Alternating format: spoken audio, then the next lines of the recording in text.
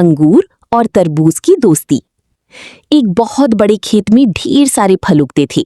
वहां एक अंगूर का गुच्छा रहता था जो बहुत छोटा था, और दूसरी तरफ एक बहुत बड़ा और भारी तरबूज जमीन पर पड़ा रहता था।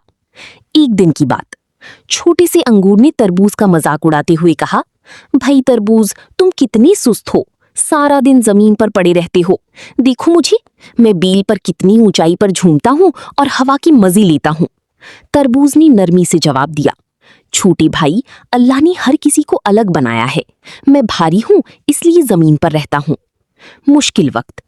अगली दोपहर बाग में परिंदे आए। उन्हें भूख लगी थी। उन्होंने ऊपर लटकते हुए मीठी अंगूरों को देखा और उन पर चोंच मारना शुरू कर दी। अंगूर बेचारा डर गया और रोने लगा, क्योंकि वो बहुत नरम था और परिंदों से बच नहीं सकता था। ये देखकर तरबूज ने जोर से आवाज लगाई, आए परिंदों, इधर आओ, मेरे अंदर बहुत सारा ठंडा पानी और मिठास है, मुझे चक्कर देखो।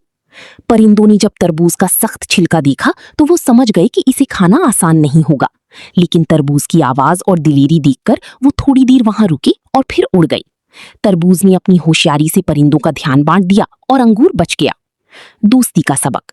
जब खतरा टल गया तो अंगूर ने शर्मिंदा होकर तरबूज से माफी मांगी।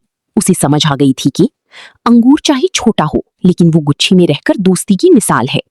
तरबूज चाहे जमीन पर हो, लेकिन वो अपनी दोस्तों की हिफाजत करने वाला बड़ा दिल रखता है।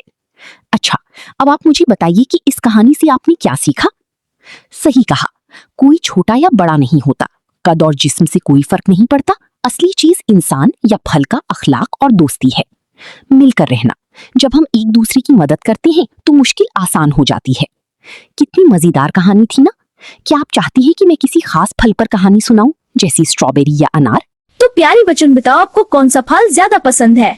ये देखो, लाल सेब, पीली केला, संतरा, हरी अंगूर या जामुन? मुझे बताओ कमेंट्स में।